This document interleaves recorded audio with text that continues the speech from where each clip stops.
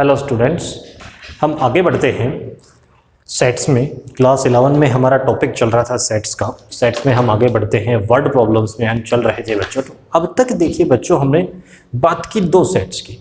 अब अगर आपको 3 सेट मिल जाएं तो आप क्या करेंगे? देखिए बच्चों, सबसे पहले 3 सेट्स का वही जो सबसे पहला फॉर्मूला हमने वहां बनाया था वो बनाते हैं। Number of A union B union C. देखिए बच्चों, फॉर्मूला बताने वक्त हमने हर बार वेन डायग्राम का प्रयोग किया है। और कुछ चीज़ें क्या होती है, फॉर्मूले हमेशा याद नहीं किए जाते। कुछ चीज़ों के लिए हम सिर्फ वेन डायग्राम से ही सॉल्व करेंगे। तो बच्चों जो है वेन डायग्राम आपका बहुत इंपॉर्टेंट है। वेन डायग्राम को अच्छे से अगर आप समझेंगे तो आपके ये सभी क्वेश्चन हो जाते हैं। 3 सेट, लेट ये सेट ए है, ये सेट बी है, ये सेट सी है। तो बच्चों देखिए, A union B union C, यानी कि तीनों सेट्स में टोटल एलिमेंट कितने होंगे? तो हम लिखते हैं n A plus n B plus n C. ऐसे में हमने देखा कि जो इंटर 2 के हमने देखा था केस में कि ये इंटरसेक्शन 2 बार आया, ये इंटरसेक्शन 2 बार आया, ये इंटरसेक्शन 2 बार आया। तो हम इनको एक एक बार घटाते हुए चलेंगे। Minus A intersection B minus B intersection C minus A intersection C. अब देखिए बच्चों, इतना करने के बाद क्या हुआ कि 2 बार आए थे तो एक एक चीज घटा दी। भाई ये जगह ए इंटरसेक्शन बी वाली 2 बार आई थी तो एक बार घटा दी, बी इंटरसेक्शन वाली चीज 2 बार आई थी तो ये भी एक बार घटा दी, और ए इंटरसेक्शन सी वाली चीज 2 बार आई थी तो ये भी एक बार घटा दी। एक एक बार बैलेंस हो गए। लेकिन देखिए, ये जो जगह है ये ए इंटरसेक्शन बी में भी घटी है, ये बी इंटरसेक्शन सी में भी घटाई गई है, और ये सी इंटरसेक्शन ए में भी घटाई गई। यानी कि ये 3 बार घटा दी गई है। जुड़ी थी 2 बार, 3 बार घटा दी गई है। तो एक बार ज़्यादा हुई, एक बार ज़्यादा हुई तो बच्चों इसको एक बार वापस जोड़ देंगे प्लस में A intersection B intersection C. ये जो चीज़ है इस तरह से आ जाएगा आपका फॉर्मूला, ये बनेगा। 3 सेट्स के अंदर अगर देखो हम सारे फॉर्मूले बच्चों बनाने जाएंगे तो बहुत ज़्यादा फॉर्मूले हो जाएंगे।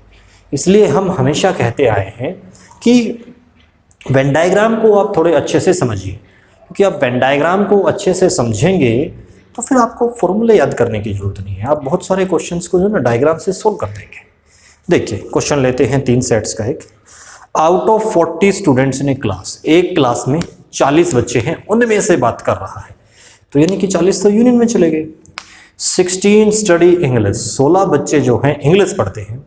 22 अकाउंटेंसी, 22 बच्चे जो हैं अकाउंटेंसी पढ़ते हैं।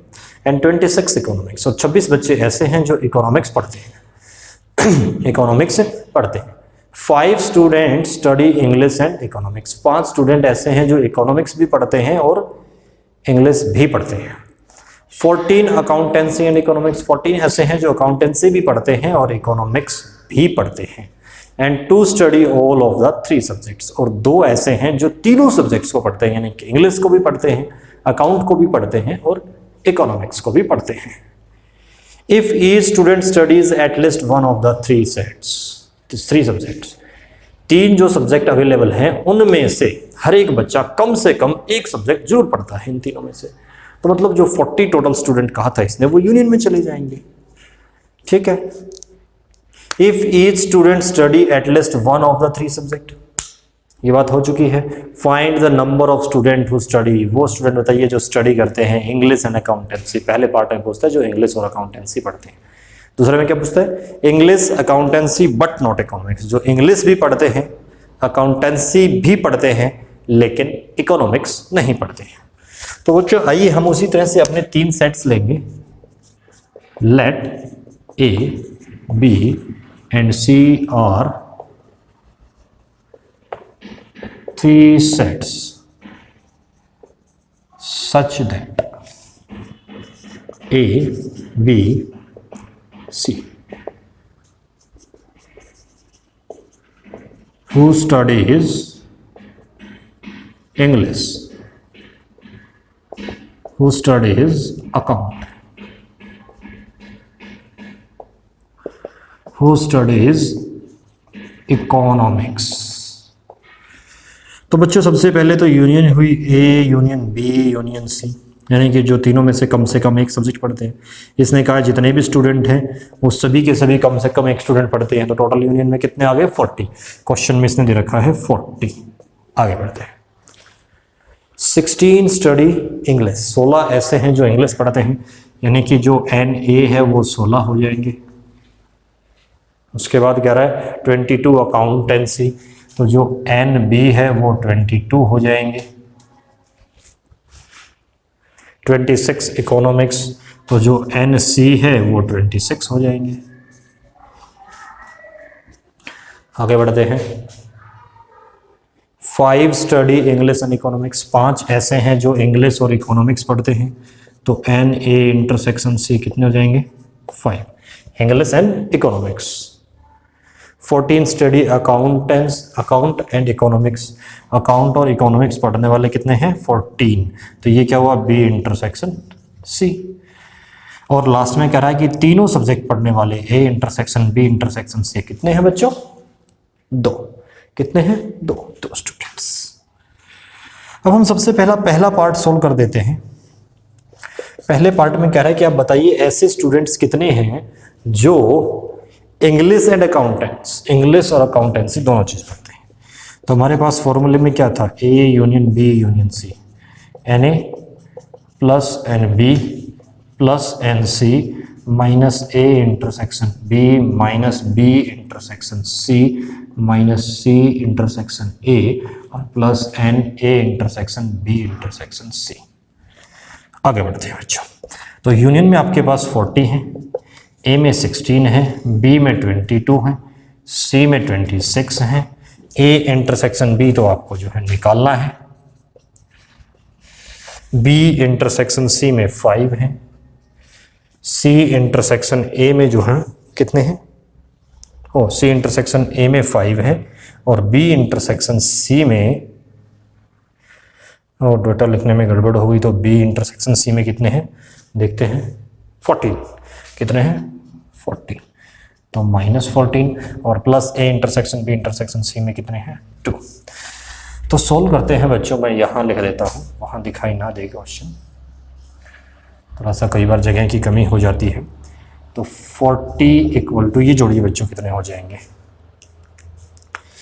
16 22 26 कितने हो जाएंगे, 22 में 16 आप ऐड कर दें तो कितने हो गए 38, कितने हो जाएंगे 38 38, 22 में 16 जोड़ेंगे 38, 38 में आप 26 जोड़ेंगे तो 38 और 20 58 और 6 64 हो जाएंगे, 64 में आप 2 जोड़ेंगे तो 66 हो जाएंगे, और 66 में से आप 19 घटा दीजिए, कितने घटा दीजिए 19, 66 में से 19 घटाएंगे तो 47 यानी कि 47, 47 किस चीज़ का बच्चा प्लस का, वो क्या होगा -A इंटरसेक्शन B।